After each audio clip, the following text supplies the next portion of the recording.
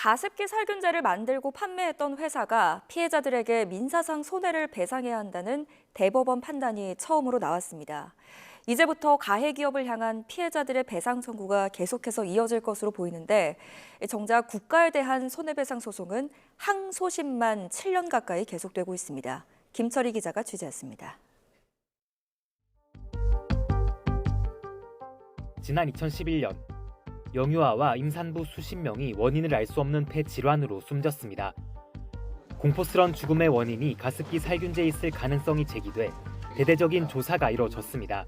가습기 살균제 성분이 폐까지, 호흡기계까지 침투할 수 있는 가능성도 확인을 하였습니다. 특히 옥 씨의 경우 살균제 성분과 피해자 사망의 명확한 인과관계가 확인돼 신현우 전 옥 씨 대표가 징역 6년을 선고받기도 했습니다. 이후 피해자들은 형사처벌과 별개로 제조사를 상대로 잇따라 손해배상 소송을 냈습니다. 2007년부터 4년간 옥 씨가 만든 가습기 살균제를 쓴 김모 씨도 2010년 원인 불명의 폐질환을 진단받아 소송에 나섰습니다. 질병관리본부는 김 씨의 폐 질환이 살균제 때문일 가능성이 크지 않다며 3등급 판정을 내렸지만 가습기 살균제 특별법 제정 후 환경부는 김 씨를 구제급여 지원 대상자로 인정했습니다. 옥 씨에 대한 손해배상 소송에서 1심은 김 씨 청구를 기각했지만 2심은 옥 씨가 위자료 500만 원을 지급해야 한다고 판결했습니다.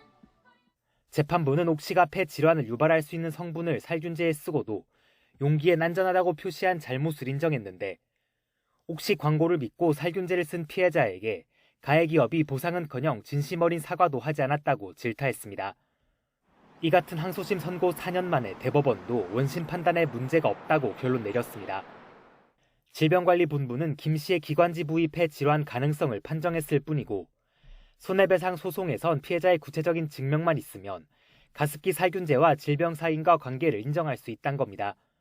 가습기 피해자로서 인정을 받는 분들이라면 손해배상 책임을 구제받을 수 있는 그런 어떤 학대의 혐의가 있다고 생각이 들고요.